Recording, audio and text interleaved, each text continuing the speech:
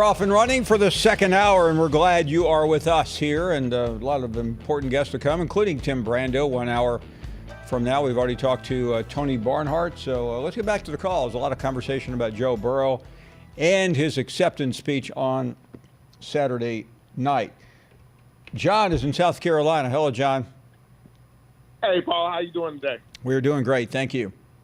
Okay, man. I just want to talk to you about the how everybody's kind of underestimating Oklahoma. Like I say, I do live here in South Carolina. Of course, like I say, I'm a Gamecock fan. My son goes to the University of South Carolina. There again, I think I called you earlier. I'm not one of those ones that hate Clemson.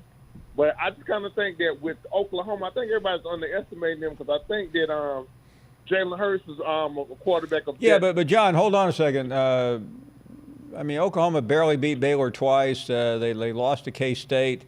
They have a lot of deficiencies, and quite frankly, LSU has none. And you're right about that, Paul. But I just kind of think right now, I think the way that young man has lived his life, and the way things have gone with him, and the way he kind of handled himself, I just kind of think they're just a team of destiny right now. Because if he wasn't in it, I would really think that Clemson would win the whole thing. Which I know you talk a lot of, and Paul, I do respect you, and I enjoy your show. And I think the way you handle stuff, and when people go over there and talk junk and go over all the mess, you do really well with that. So I do respect you in that part. But I just kind of think that if they weren't in, I think Clemson probably will win it anyway. I think you're probably thinking that LSU is going to win it, correct? I'm not sure. I need to see the Clemson-Ohio State game first. Hey, listen, thanks, John. All the best to you. Let's check in with Don in Arkansas. Hey, Don. Hey, guess who was missing from the Heisman ceremony last Saturday? He had 3 former players that he actually coached and never showed up. Urban Meyer was a chicken to show up. Well, hold on a second. I'm not sure Urban ever had Justin Fields. No, but he had the other 3. Joe. Well, no, he didn't. Probably right. He had 2. Okay, he had 2. But I'll bet. I mean, you would think he would have showed up for that, but I would bet he. Well, I know you were. I tell you where he did show up yesterday in the box of the Washington Redskins owner. Urban seems intent on making people think he's about to become an NFL head coach. That'll be a disaster, but that's okay. Well, listen, I don't know. I mean, I'm not sure. I'm not defending Urban. I've never done that a day in my life, but I'm not sure he just arbitrarily should have shown up. If Joe Burrow had personally invited, I mean, Urban does not have entree to that event. I mean, he needs to be invited by someone to be there. I guess so. I mean, it just seemed odd that he spent on the bench 2 years, behind J.T. Barrett, and he's just so much better quarterback. Even J.T. Barrett, he said when he was in New Orleans that they have a Tom Brady there. They just haven't figured it out yet. Well, thank you very much. Great to have you on. Jason is in Texarkana. Hello, Jason. Paul, thank you so much for taking my call. I'm a first-time caller. Thank you. Love your show. I won't beat a dead horse on the Joe Burrow stuff, but I am an LSU fan, and I wanted to bring up something that I found really interesting on the Saturday in the South series that ESPN put out. That filled in so many gaps in my knowledge of the history of the league and everything. And one of the episodes they talk about, and I'm hoping you can tell me some more about this, but when, Bear Bryant was having a real stale time at Alabama in the late 60s, they talked about him pulling in some of his coaching buddies from University of Texas into a hotel room, and they locked themselves in there for a weekend, and he learned the wishbone and revitalized Alabama's program. And I just, I'm not saying that Coach O has the previous resume that Coach Bryant did before that happened, but in the same way of being just completely humble and willing to innovate and change everything. I just thought that was it's a tremendous story. And Bryant gone a couple of years, I think 2 years in a row, 6-5, and I can't remember the records, but in the late 60s, a lot of things were going against him, including the war in Vietnam, and so he went out and the guy who really developed the wishbone was Emory Ballard, who ended up coaching at Mississippi State later on, but he was the offensive coordinator, and Brian took his staff out there. And not on top of that, as I'm sure some of you saw in the Saturday series, they had to keep it secret. They were opening up against Southern Cal, and back then you could trust people. There were people in the media, think about this for a second, that knew about it but didn't report it because they were asked by Coach Bryant not to. So when they played, never happened today. Yeah, when they played Southern Cal out in on the Coliseum, John McKay, who was the preeminent coach of that day, other than Bryant, he had no idea what was going on. Yeah, and I was just going to mention too, for people who are still so shocked about this immediate turnaround for LSU. It's not only the scheme, but it's also their embracing of a lot of high-tech training equipment and advanced metrics. If you guys haven't I think it was the training that I heard Burrow talk about first that should have been the first clue. The stuff they did in the offseason, just catching, measuring all that. There's very little left for chance, but really a great call. And I thought that was a tremendous series. Really do appreciate it. Let's continue with more phone calls. And Austin is in Augusta, Georgia. Hello, Austin. Hey, Paul, how are you? We are great. Thank you. Hey, two things. First question being Tennessee, who's my favorite team. We've had a lot of things happening to us over the years, and I think this year we lost to Georgia State, but we kind of bounced back, and we're heading to the play Indiana. But what do you see for them going into next season and seasons after that? Well, I really like what I've seen, and Jeremy Pruitt will join us later in the week. We're really eager to talk to him. Listen, a lot of what happened to Tennessee in those first two games was of their own doing, but it may have proven to be the best thing that ever happened, because I think you do learn from adversity. I heard Bill Belichick say this in the HBO special, the year they were undefeated in the regular season and ultimately lost to the Giants in a rematch from the final game of the year, that sometimes when you lose, people pay attention more. They tend to become a little bit more alert than when you win every game. Like last year, I think if Alabama had lost a game somewhere along the way, maybe they would have found the edge that they completely lost in the national championship game. By the way, I finally have completed that, and I came out of that thinking, I know Belichick's under the gun again as usual, but I really came away admiring Belichick a lot more than I had previously done in that documentary with Nick Saban. Let's go to the break. More to come. 855-242-7285 is our number. We have. It's a Mount Rushmore of all-time college football pictures, that's for sure. But if we look at what Arkansas has done in the last 10 years, I mean, they had 2 10-win seasons, 14 wins versus AP-ranked teams. How many 10-loss seasons? 2. I think that was 6. 3 bowl wins. They won the Cotton Bowl. I mean, the early part of this decade, Paul, for Arkansas started out really well. My favorite coach, John Smith. John L. gave some of the best press conferences. He was a character. Yeah. His name's my name, too. But Paul, honestly, we think about the decade, it's going to be that Bielema project that didn't work. When he came over from Wisconsin, I think everybody thought the same thing. Like, wow, this is the one moment, because it seemed like a lateral move. Wisconsin, Arkansas, okay, let's see what he can do. He can bring these people in. I don't think I've ever seen a team have such a weird decade.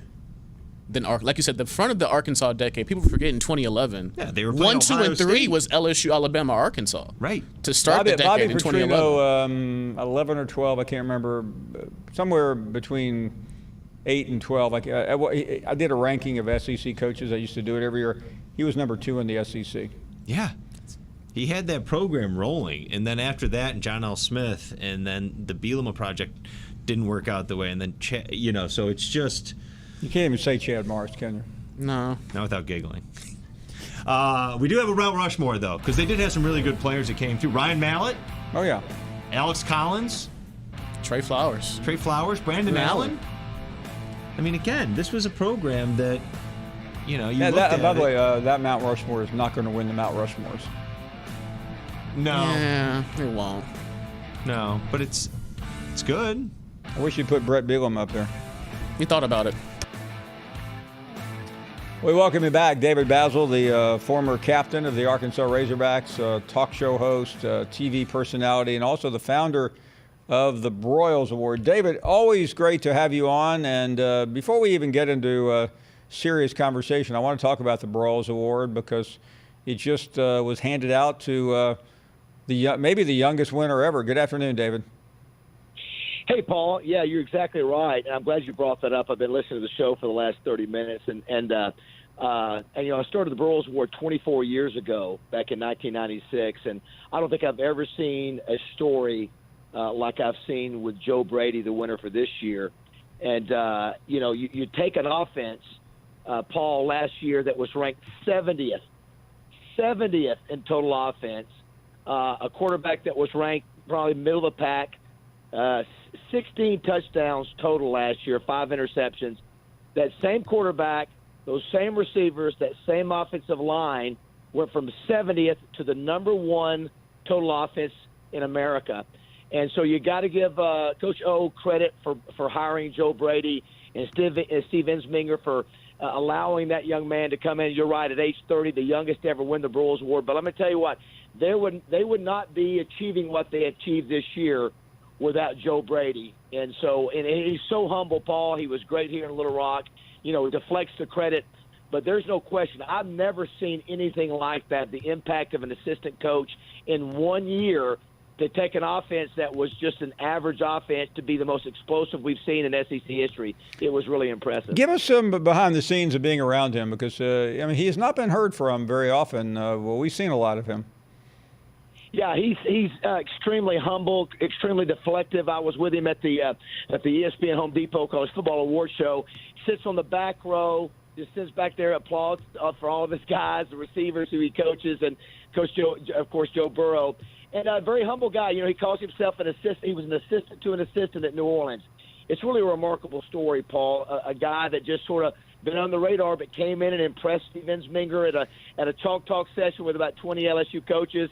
Ensminger tells, Orgeron about him. Orgeron brings him back in, and you got to give him credit. This guy was, again, had been with Joe Moorhead at Penn State, you know, came from William & Mary, was not a flashy guy, but they saw something in him, and he was able to connect with his players. And you're right, he's not a flashy guy, but I've been around a lot of good ones, Paul, at the Broyles Award. Lincoln Riley, he sort of reminds me of Lincoln Riley, a guy very confident, even though he's young, knows what he's doing, and he can connect. And boy, what a result it's been this year for LSU. David Basil with it. David, I know what the reaction has become, but the first time you heard that Sam Pittman was being named the head coach at Arkansas, what was your reaction? Well, you know, by that time, Paul, you know, I think that the trickle-down effect, you know, you'd heard that Norvell was not an option anymore, and then, of course, you heard that weekend that Kiffin was going to Ole Miss and that Drinkwitz was going to Missouri. You know, there had been a push by a lot of former players about Sam Pittman, and I remember talking on a radio show that, you know what, fine. You know, I'm okay with Pittman because he's a dynamic recruiter. His players love him. You know, a reference to the Broyles Award, one of the great assistant coaches, Paul, for Frank Broyles was Wilson Matthews. And the players just loved him, and they played hard for him. And that's been the M.O. for Sam Pittman. It was at Arkansas. Players just would run through a brick wall, and he was a dynamic recruiter at Georgia. So I remember early on when somebody brought up his name, I was like, fine. You know, if you look at where this program went down the tubes, it's when he left Brett Bielema after that 8-5 season, and the offensive line has never been the same. So I'm fine with it. You know, he's a guy that I didn't know, Paul, at the time, that had grown up in Oklahoma, right on the border, and had gone to Lou Holtz's football camps as a junior high and high schooler, and was sort of raised watching the Razorbacks, and that he had property in Hot Springs. And I think it's much like the hiring of Eric Musselman. This is a guy who wanted the job, Paul, and I think if Razorback fans have embraced him, it may not have been number one, but who cares at this point? Let's get tough. Let's get tougher, you know, a tougher football team, and let's get some better talent in. I don't mean this disrespectfully to everything you've said, but that's all great. Can he win big? Well, that's a good question. I have no clue. I don't think anybody knows for sure. But if you think about it, Paul, the Chad Morris hire, he was a head coach at SMU. What did that turn out? Didn't give you any indicator. So I don't know.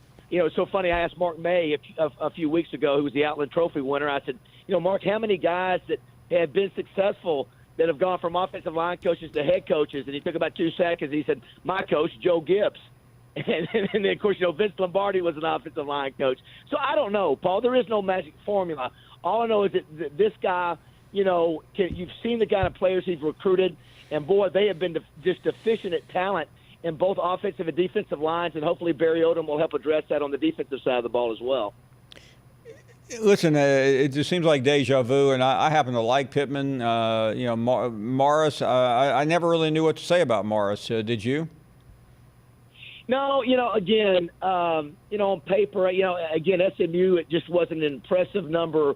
It wasn't an impressive resume. It was okay. If you remember, at that point, Jeff Long had been fired, Paul, at the time, and you had some interim folks in there involved with the hiring. And, again, I like Chad Morris, but obviously it was not a fit. And I'll tell you, Paul, I've gone to 90 straight Razorback games for the radio station, TV station I work for. And it's been by the way, my deepest condolences. Yes, it's been the most brutal time. I feel so sorry for Razorback fans. It's been brutal, and they're just hungry for a winner. And as your caller earlier said, Paul, it was 8 years ago, Paul, 8 years ago that the Razorbacks finished the 2011 season as the number 5 ranked team in America with an 11-2 record. And so it can be done. Will it work under, Sam Pittman? I don't know, but I'm willing to give it a shot.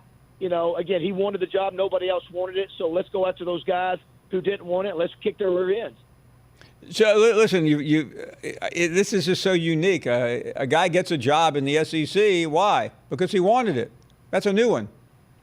That's exactly. Well, you know what? That's the nature of where we are, Paul. And listen, I have no problem. It is what it is, right? It is what it is. But I will tell you this: if you've watched Sam Pittman's offensive line play at Georgia and at Arkansas, they're big, they're strong, they compete, they fight, and the fight is what we've been missing at Arkansas, Paul. The fight.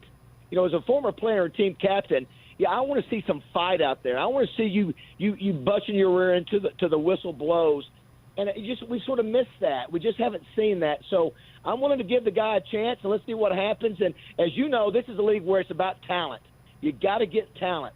And, boy, Arkansas has had a little bit of talent, but not near enough to compete in this league. Not to go backwards, but Hunter Yurachek had plenty of time to make this hire. Was it just, frankly, that the program had grown so weary that it was not going to attract any of the coaches the school was interested in? Could be. Yeah, certainly could be. If you look at, say, if you evaluated Kiffin, Ole Miss versus Arkansas, Paul, the recruiting base in Mississippi is stronger than Arkansas. It just is. Texas is stronger than Arkansas. Louisiana is stronger than Arkansas. But, I played for Lou Holtz and Ken Hatfield, and others have played for Houston Nutt and Bobby Petrino. Again, you can win here. It just takes the right now. Can you win consistently? Can you win double-digit every year? Probably not. But you certainly can go to Atlanta. You did that twice under Houston Nutt. You did it under Danny Ford. You knocked on the door with Petrino. But, yeah, Paul, listen, think about this, Paul. Arkansas Razorbacks are 4-20 in the last 2 years. 4-20. And so, yeah, I can understand why a lot of coaches go, man, I don't want to go there. I don't know if I can dig our way out of there. And that's why maybe some coaches, even in that Chad Morris hunt, decided to say, I don't want to take a chance because I don't know if I can get the kids there to win. So I think that's why the fans are embracing a guy that goes, yeah, I believe we can win. And so, yeah, back to your point, yeah, probably where the program is at this point. What about Chad Morris going to Auburn? What do you make out of that decision? Well, I know that Gus and Chad have been friends for a long, long time. I get it. It's a good hire for Gus, I think. Obviously he did a great job. He was a Broyles Award nominee when he was at Clemson. I think Gus is still going to call the shots there. But, Chad Morris, again, sometimes, Paul, some coaches are better assistant coaches than they are head coaches. There are sometimes circumstances, maybe it's not the right timing. It wasn't for Chad Morris. I think he'll be a positive for Gus from a recruiting standpoint as well. Should be interesting for that Arkansas-Auburn game this year. I'll say that much. And it was made official today. We talked about it briefly. The Barry Odom is coming in. Yeah, a lot of people thought he probably should have survived at Missouri, but he didn't. He's now there, and it just seems like when we spoke to Pittman the other day that he is going to lean on Barry Odom quite a bit. Well, I heard him reference that. That was a good interview with you, Paul. Of course, he was 1 year at Missouri under Gary Pinkel, 2015. Did a great job at Memphis. And one of the things I remember, Paul, as an old defensive player, his defenses had great technique. They were very disciplined. And a lot of times they played above. They didn't have the 5 stars. They didn't have the highest ranked players, but they outplayed the teams they played. So I think he'll do a really good job. And plus, he knows the SEC. I think there's some value in being a head coach in the SEC. But Sam Pittman, does he need it? I don't know. He certainly, he's coached in national championship games. Can't hurt to have a guy who's been down the road as a head coach in the SEC, though. Finally, David, I thought for a second, and I didn't want to make too much out of this, but I thought they were going to come after you.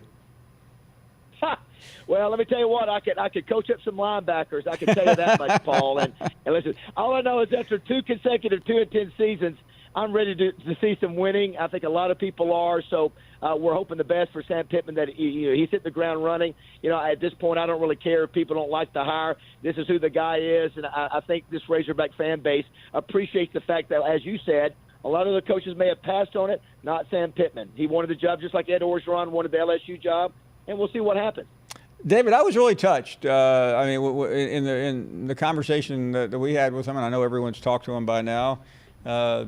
He seemed down home and perfect for Northwest Arkansas. Yeah, I think you're right, but behind that smile and behind that feel good and is a tough offensive line coach, Paul. Right. You don't forget that, and that's what we have not seen on the Hill in a while. A team that'll get nasty with you and will fight, will punch you in the mouth and fight for 4 quarters. And even though he's a nice guy and he's very happy to get that job, the bottom line, when you step on that field for him, you better bring it every day. I'm ready to go. I still got some eligibility left. I bet you do. Yeah, you do, Paul. that'd be great. Hey, listen, David, Merry Christmas. Thanks for coming on. Hope to see you soon. Thanks, Paul. Appreciate it. I swear Arkansas needs to hire David Basil. I mean, with that attitude, can you imagine Pittman taking David Basil into homes? I mean, this guy would have players running through the wall. Up against a break. More of your phone calls at 856 here, but Basil basically said the guy wanted the job. We like him. He's tough. His offensive linemen will get nasty and fight you. I think it has a chance to be Bielema-esque in the sense that maybe he can do some of the things that Bielema couldn't do, because I think they're going to come back to that ground and pound, I think, philosophy. But is that where the action is right now in the SEC? No. But you spent 2 years trying to get away from it, recruiting players, and now you're going to basically throw all that away and start over again to something that didn't work in the first place. That's the tough part. Yes. You're right. Changing philosophies. But he did want the job. Well, I mean, Paul, did you know anybody who turned the job down? Right. So let's look at some of the great moments that Arkansas has had this decade, because they want to get back to these moments, these signature moments. This is Arkansas being a top 5 LSU team. 2010. They're capable of doing this. And then you come back, a couple years later, go to the Cotton Bowl. They beat Kansas State. They were in Jerry's house, inside of Jerry's house. Right. And then the borderline erotic win versus Texas in a bowl game. Was Texas back before that or no? This is one of the times Texas was back this decade. By the way, can we stop talking about beating Texas is really mattering? No, but all these, this is the win against TCU, all these are good, but it's still the best moment, one of the top 5 moments in the SEC this decade, this moment right here. Allen gets the snap. He's going to fire to the sideline. Henry caught at the 25, but he's tackled. Now flips it back up in the air. Picked up by Collins. Alex has got room. Can the Rebels get him on the ground? He's going to have the first down. This game's still alive. Arkansas going for 2. He's going to keep the football into the end zone. Arkansas wins. The Razorbacks win on an epic day. That was pretty cool. That was one of the greatest plays ever. Is there a bigger, more important play this decade for the SEC? Outside that also of the Iron Bowl, affected that's the best play I've ever seen. That affected the Alabama championship in 2015, right? Because Bama doesn't get into the SEC championship game if Ole Miss wins a division. We don't get Bama as a title champion. Like that's a huge play for the SEC. this decade. See, Brett Bielema did some good things there. He did. Yeah. He beat Florida one year. I remember being at the game. Yeah. Can't remember much else. Welcome back. Glad you are here. And Mac is up next in Louisiana. Hello, Mac. Hello. Hey there. Good afternoon. Good afternoon. Boy, I can't believe I got through. Well, Hey, a lifelong LSU fan. Sometimes it's hard to watch the show, but I have a question. You spoke a couple of weeks ago about maybe looking into writing a book about Louis Grizzard. yeah. Listen, I'm fascinated by Louis Grizzard as a young guy who looked up to him and idolized him and had the pleasure of meeting him a couple of times. He's probably the most underappreciated person, I think, in the South in a long time. And it was funny because when we had Jeff Foxworthy on 2 weeks ago, I think Jeff, I've never asked Jeff this, but I think a lot of what Jeff ended up doing was made easier because of Louis Grizzard. Oh, absolutely. I love that. He had a couple of cameos in the Designing He Women. did. He sure did. No, he did very well. Always had me cracking up. Yeah, I mean, And what I wouldn't give to be able to call Louis Grizzard right now and have him on the show. I mean, for those who don't know who we're talking about, Louis Grizzard, in the probably mid-'70s, somewhere around then, emerged as a young writer out of the University of Georgia. He hit it big very quickly, and he was really the first person to really kind of marry the fan to SEC football. And he became a comic and became a multimillionaire as a result. He was the first one to really take advantage of the fanaticism of SEC football. Oh, and a shout out that show you had when Jeff Foxworthy was on there. Oh man, it was something to watch you being starstruck. Well, I'll tell you really what, Mac, and I don't. That's still something about this business that I love, and it doesn't happen very often because you listen, you do get to meet quite a few people, but I struggled to get some words out. I was just mesmerized by Jeff, and we're not done with Jeff. We have some ideas, and I think there's some really great ideas, but that was one of my most enjoyable moments ever on this show. You could tell. I mean, it was genuine on both sides. Yeah, my wife called me later and she said, "I know when you're when you're acting and when you're not. You were downright speechless and awestruck talking to that guy." And I said, "You're absolutely right." Yes, absolutely. Well, it's been a dream season for an LSU fan. It has been. And I just can't say any more about it. It's all been said. Appreciate your time, Thank Paul. you very much, Mac. Y'all have a great Christmas. You too. I wish I'd started a book a couple of months ago on Joe Burrow. It'd be number one on the list right now. Randy is up next in Ohio. Hello, Randy. Hello, Paul. Hey, as always, thanks for taking my call. Thank you. First and foremost, I wanted to congratulate you on just a great year, man. I never miss a minute of your show. Thank you. I think by far you have the best sports show on TV right now. So whatever they're paying you, it ain't enough. But well, listen, they're that call may have saved my career because they're always looking to get somebody younger and cheaper. Well, the only thing I can say is the executive that would get rid of you and replace you would be like the guy who canceled Star Trek, you know? There have been some epic bad decisions in entertainment history. Yeah, absolutely. But anyway, I think it's going to be a great playoff. I can't wait for it to get started. Really killing me these 3 weeks of no football. Well, hey, listen, first bowl game is I think it's Friday or Saturday, so the bowl season is here. Now, good luck finding a good game. Yeah. I think the playoffs are going to be great this year. Maybe the best. I don't think people are giving Oklahoma enough credit. They may surprise some people, you know. Thank you very much for the kind words, Randy. And, listen, the interesting part about the playoffs are not that far off. By this time next week, we'll be getting ready for Christmas, but The games at the end of next week. The interesting part of this year is the championship game is about 5 or 6 days later than it was a year ago. That's when there's going to be quite a build-up, which I think is good. It was just too quick last year. You end the game Saturday, and the next game is on a Monday night. I think 2 years ago, the game we had Monday night. That's too soon. Thanks for the call. Great to have you on. And let's go to Philip next in Texas. Hey, Philip. Hey, Paul. Love your show, man. Love your show. You watch it religiously. You do a great job on the great issues. I want to talk to you about the bowl tie-in system. Do you think it's outdated and that they need to work on something else? Because here's my problem with it. You got teams like Alabama and Auburn. They're deserving to be in a New Year's Six bowl, and probably even Utah also, who got devoted all the way down to the Alamo Bowl. And yet you got teams like Virginia in there just because of a bowl tie-in system that they get down there at number 24. And I think they left them at number 24 just to save face because the AP put them all the way out of the top 25.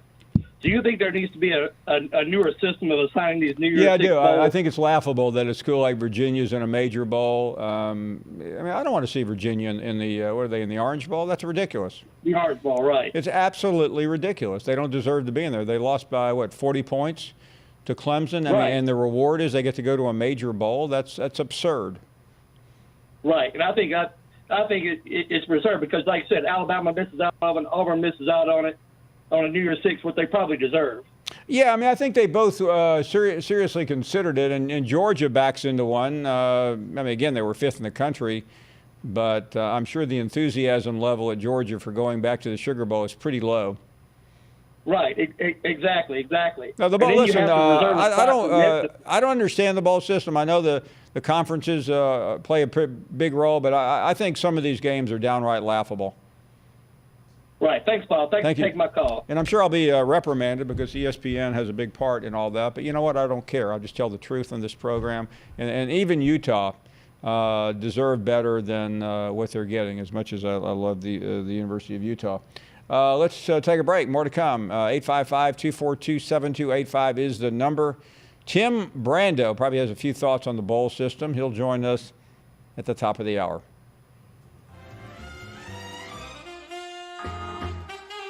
At some point, you were pretty surprised to get in the middle of it as well. Yes, I was. You know, I was surprised and very grateful and very happy to have the opportunity. But yeah, it all happened pretty fast, Paul. Yeah, I mean, I mean this with the utmost respect. But how did you first come to the conclusion or come to the realization that you were in the mix? Well, it would have been sometime Sunday morning, and I got a call and I called my wife and I said, hey, you know, I think we're going to have a shot here. And of course, obviously, we're very excited. And then throughout the day, it just started happening a little bit. Do you think also, Coach, having familiarity with that program under Coach Bielema was a tremendous asset to you? Because you know, sometimes you walk into a place you've never been, it is far more difficult than one that you have already lived in and done. Well, I certainly think it had a lot to do with it, Paul. And, you know, my wife and I had already bought a lot on the lake down in Hot Springs, so this was kind of home coming back. And with us already being here in Fayetteville and knowing the culture of the state of Arkansas and the fans, I think that had a whole lot to do with it. There's been some speculation out there that you might bring in Barry Odom, the highly respected coach from Missouri. Can you comment on that? Well, I can tell you this, that I'm ecstatic that he's in his car headed down to Fayetteville as we speak. Yes, I'm ecstatic. Really, Paul, I felt like I needed a guy on my staff that had been a head coach and one that I could lean on and talk to. And there's really not a better person out there and a finer coach, finer man than Barry Odom, and I'm just blessed he's in his car coming down here. Knowing Barry Odom, that's one of the smartest things I have heard from a coach in a long time, because he does, I mean, forget his defensive prowess. We all know how good he is, but his experience, I cannot imagine I can only imagine would be of great service to you. There's no doubt, and when I interviewed Paul, I said, you know, I think I can put together, I know I can, put together an outstanding staff, but I want on that staff some people that's had head coaching experience. And if I could get Barry, who's been a head coach in the Southeastern Conference, I just thought it'd be so much help to me, and I'm sure that it will. Tim Brando will join us shortly, and really looking forward to a couple of segments with the one and only, and later on we'll talk about A&M as they get ready for a bowl game as well. Let's move along and check in with Wayne in Baton Rouge. Hello, Wayne. Hey, Paul. Hi there. First-time caller. Just wanted to ask you if you are ready to jump ship and get on the LSU bus. Yeah, if you can get. I mean, listen. I know I can't get one of the more expensive seats. It's too late, but I'll ride on top if I can. Well, I tell you, I just wanted to say how blessed we are here in Louisiana to have Coach O and Joe Burrow. What a class act they both are. No, listen.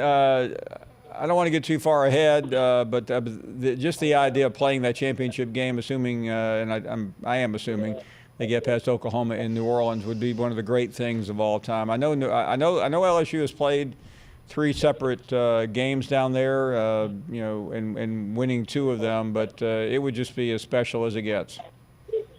Yeah, and especially coming down here, to New Orleans and playing in the Dome, that's going to be like a home game. No, it will be. People don't realize.